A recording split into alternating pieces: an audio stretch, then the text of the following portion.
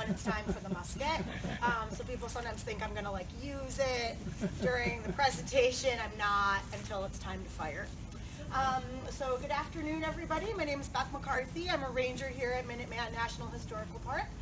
So that means if I wasn't wearing my period-appropriate clothes, you would recognize me a little easier with my flat hat and my green pants.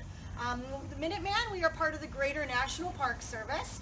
The National Park Service's job is to protect spots across the country that are naturally, culturally, or historically significant. There are 417 National Park Service sites all across the country. Every state has at least one. Every one of those parks has a story. Every one of those parks has a chapter when it comes to the history of America. And we get a really cool chapter here at Minuteman. We get to talk about where that American ideal got started.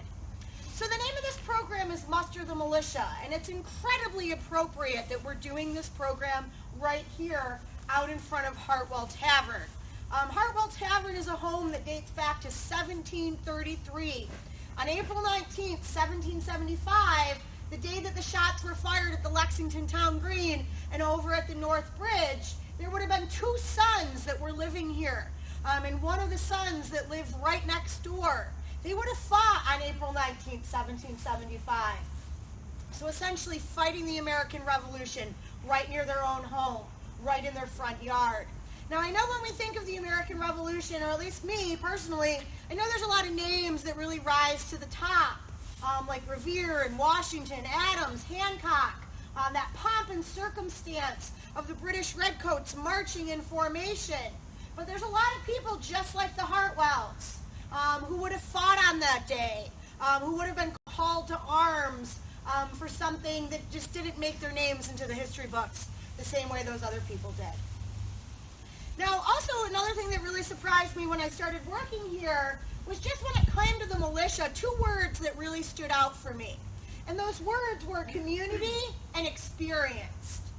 So the reason I use those words, starting in the 1600s, it was required by law that if you were a white male between the ages of 16 and 60, you had to join your town's militia. If you didn't join your town's militia, you would have been fined. If your town didn't keep an accurate list of who was in your militia, your town would have been fined. In addition to joining your militia, you had to show up with all the necessary accoutrements, like you see me here. You would have been required by law to have a sidearm. Most likely people would have had an axe or a knife, but I have a bayonet here. You also would have been required to bring your own cartridges in your cartridge box. Now again, that word community. This cartridge that I had here, this is something that the whole family could get in on. Young children would be able to make these cartridges for their older brothers and their fathers. Now when we fire this musket in a little bit, we will use a cartridge. I'll use this cartridge probably. It's not going to have a ball at the bottom.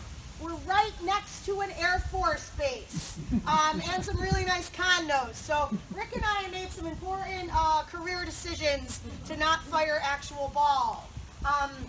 But this is something that everyone could get in on, would be to make these cartridges for the family.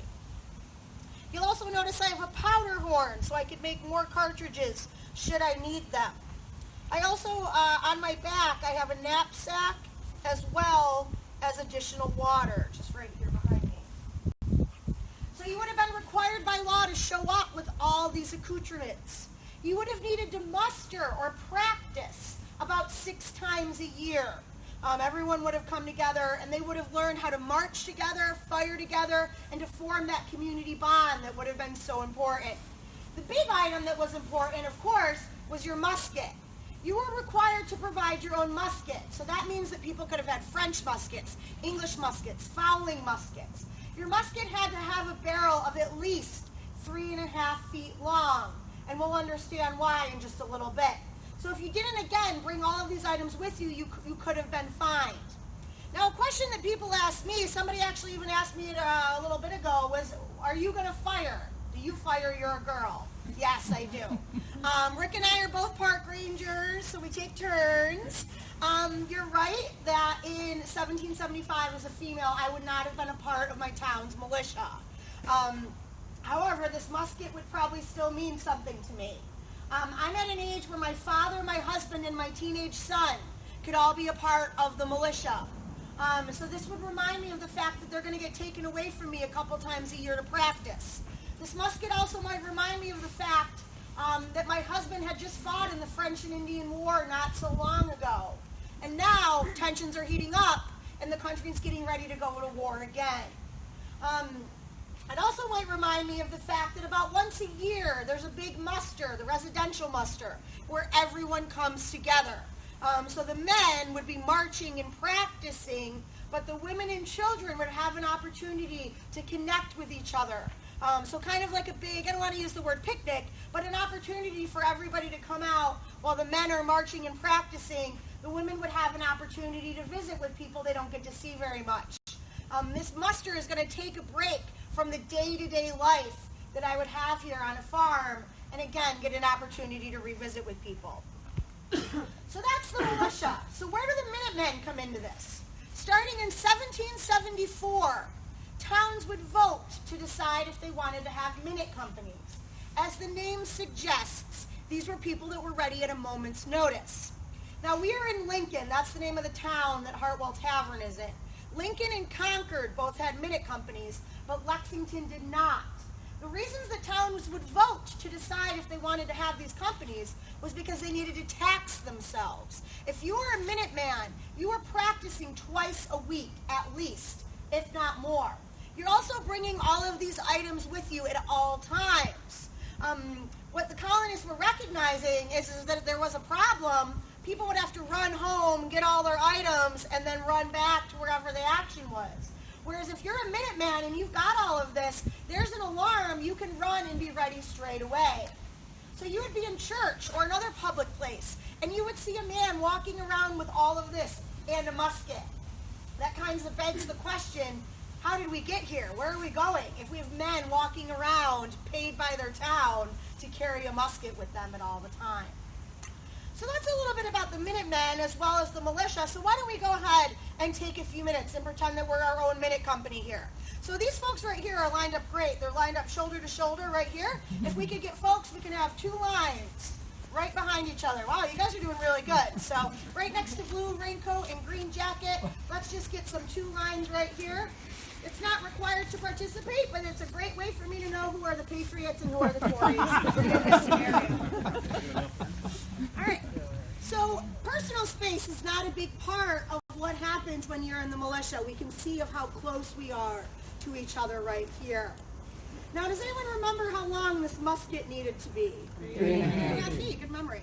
So the folks in the back, if I could get you to just go like this and then put your hand on front of the person in front of you there. Now, we can see that if you're in front, you want this to be really long, don't you? Right? So you folks can put your hands down. A good visual that happened a couple weeks ago was that somebody came with a golf umbrella. Everybody knows those really long umbrellas. And they were able to put it out and put it right on front of the shoulder of the person in front of them. So just kind of keep that in mind, that if you had a musket that was the size of a regular umbrella, the person in front of you is not going to be so happy about that. Whereas if you have that longer musket, you'll be able to fire in formation. So why don't we go ahead and turn on our heels and face this way so we can march right on over here. So company march.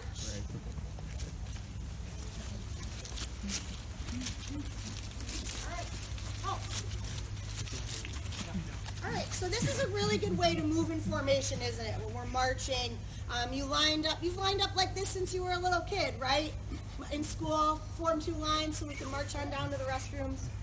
So let's go ahead and get ready and use that form again. Take care, or excuse me, company, make ready. Everybody put your musket up. Present. Get your musket ready. And let's fire. Boom. Now what unfortunately happens to these two nice volunteers in the front?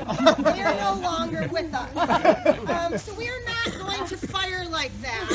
And we'll do a mover in just a moment. But before we do that, I want to point out, we did this a couple of weeks ago. And it was a husband and wife that were standing. The wife was standing behind the husband. And she recognized what was going to happen. She recognized that if she, fake fired, that she would have injured her husband. And so what she did, and I don't make this up, She literally jumped out of the line and jumped in front. So she would be the one who would be injured and not him in this fake scenario. So just kind of hold that story, though, in your mind when I talk a little bit, when we talk about some of the family relations that would have existed within the militia. So go ahead and turn and face Hartwell Tavern. So it's easy for us to march this way, but it is not easy for us to fire this way. We want to keep our two lines to be able to fire, but if our enemy is standing over there, we're going to perform what we call a wheel. So you have the absolute easiest job here. You're basically just kind of turning on your heels. You down here at the end, when I give the instructions, are going to march this way. Essentially what we're going to do is we're going to kind of make it like a door. So you'll here be our hinge, and we're going to turn this way here. Now keep in mind this is our first practice, and we haven't even been practicing for 5 minutes. So if this doesn't look good, that's still okay. So again, you folks here, you're going to stay here. You're basically just going to turn and face that way, and you folks here are going to march right on towards me. So company, wheel, come on now. Wow, this is really good. Okay, I'm right here. Great. Oh, wow, our lines are actually pretty good. I'm impressed. All right, so if we needed to fire over here, make ready. Present. Fire. Boom. Boom. All right. So this musket right here takes 20 seconds to load. Now 20 seconds, does that sound like a long time or a short time? Long time, right. If somebody's firing at you, that's the longest 20 seconds of your life. So what they would do is they would fire in platoon fire. So actually here in the green sweatshirt and the fatigues, you guys can just kind of come this way here. Just take a step this way. We're dividing into two lines. So this is Company A and this is Company B. They're going to do what we call platoon firing. And that would have been to protect the other people that were around you. So Company A, make ready. Present. Fire. Boom. Count to 20. That's how long it's taking you. 1, 2, 3. Company B, make ready. Present. Fire. Boom. Count to 20. 1, 2, 3, 4, 5, 6, 7, 8, Present. 9, Fire. 10, Boom. 11, Ceasefire. 12, 13, 14, 15, 16, 17, 18, 19, 20. Make ready. Present. Fire. Boom. Ceasefire. Now the reason we do this is so you can go home and be like, oh my gosh, we fired upon Hartwell Tavern, we marched really good. It's again that reality that the people would have been part of a community. They would have been related. Now some of you folks came here with other people you know, or maybe you go to school with. I'm assuming you want to make sure these people are safe. If this is the end of a long family trip, you actually don't have to answer that question. But that reality that you're standing shoulder to shoulder with someone that you know or that you care about, that would have been the exact same way back then. The Hartwells, as I said, 2 of the sons and one of the sons who lived next door. We are not so far from the Captain William Smith house. So having your own militia captain, just being a neighbor down there. Also would have been somebody over there, another farm right over there. Over at the Lexington Town Green, Captain John Parker was related to 25% of the men that mustered with him that day, and his own cousin died that day. Over at the bridge, Major John Buttrick was commanding his own 16-year-old son and his own 16-year-old son's friend. Many of these men had already fought in the French and Indian War. So again, they're experienced, and they're surrounded by people that they care about. So definitely just kind of keep that in mind as you do go throughout the park today. And I know people came out here to see me fire this musket, so Rick is heading on out here, and yes, his name is indeed Ranger Rick. He's going to give us some I wasn't born Ranger. Yeah. It's like he wasn't born Ranger Best. Yeah. We earned those titles. We earned those titles. So I'm going to let Rick give you some safety tips while I head over to the paddock and put in my OSHA approved but period inappropriate earplugs. So we're going to move over towards the paddock. You guys are going to stay on the outside of the paddock. Beth and I are going to be on the inside of the paddock. We asked nobody go any further that way. Keep to the left of the gate where she just went in, to the left of the gate. And you can go around the corner a little bit, but don't go too far. I'm going to put her through the drill from 1764 that the British Army had been training with for 10 years. In 1774, the militia started using that same drill manual. It's going to be 14 different steps the first time we fire, and I'm going to say each step out loud. The final 3 steps you've heard. I'll tell her, make ready. She'll point the gun in the air. Present. She'll point the gun at the far corner, and then fire. When I tell her make ready, you can make ready by covering your ears. You don't have to do it now. It's still 9 steps away. If you have a hearing aid, you may want to turn it down. I don't see any dogs or small children, so we're all set in that department. So the other thing we ask is please do not climb on the stone walls. The only thing holding the stone walls together is gravity. If you guys haven't learned it yet, gravity is not our friend. So, wanna move over this way? Yeah. I'm torn between protecting my ears and taking a picture. It's not going to be loud. It's not going to be loud. There's no ball. We're going to fire 2 times. Again, please don't lean on the stone wall. Or the wood of the stone walls, which could move some stones and have them fall on your feet, and then we'd have to fill out paperwork. We don't want to fill out paperwork. The first time we shoot, that's as if there's training going on. It's a drill, okay? And I'm going to say each step out loud. Company, take care. Rest your fire lock. Shoulder your fire lock. Prepare to prime and load.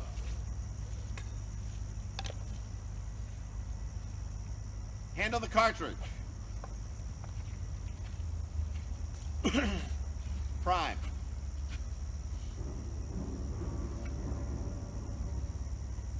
Shut pan, cast about. Charge with cartridge.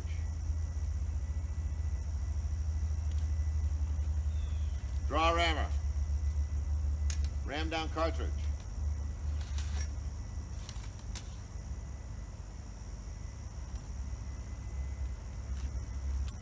Turn rammer. Shoulder fire lock. Make ready. Present. Fire. Now look how much smoke is from one musket going off. Imagine 70 muskets going off, or 700 muskets. A lot of smoke, a lot of noise. Some people go, well, that's not that loud. It's not that loud because we're not actually shooting a musket ball. Like Beth said, we've got an Air Force base over there and expensive condominiums over there. Either one we don't want to put holes in, so we don't actually shoot a musket ball, but a musket ball would make it much noisier. So in a battlefield, I wouldn't be able to give all 14 commands. Also, like she had said earlier, you want to load in about 20 seconds. You want to get 3 shots off in a minute. So, to do that, she's got to do it almost all the commands without being, all the steps without being given a command. So on a battlefield, there might be a drum or a fife, and that would play a certain tune that the soldiers would know would translate to mean, prime and load! She's going to go through the 9 steps of loading without any further instruction. Still going to wait for the 3 commands to make ready, present, and fire.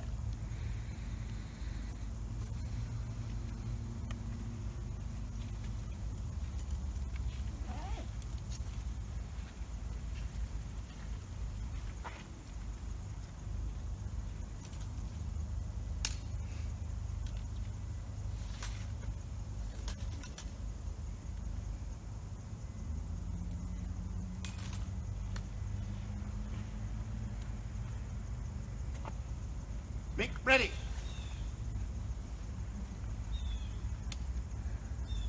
Set. Fire.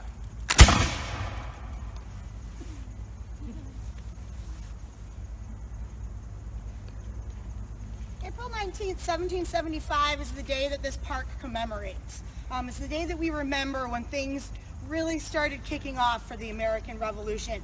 As I said at the beginning, there's a lot of people whose names we recognize that would have been very integral on that day. But there's a lot of people like the Hartwells and the Smiths, Major Captain John Parker, whose names that we just don't know as well, but they certainly would have been impacted. People like the Hartwell boys. It's not like they could get to where they needed to fight and text their mom and let them know that they had made it safely. There would have been a lot of uncertainty and a lot of not sure of where your family was or if they were ever even going to come back.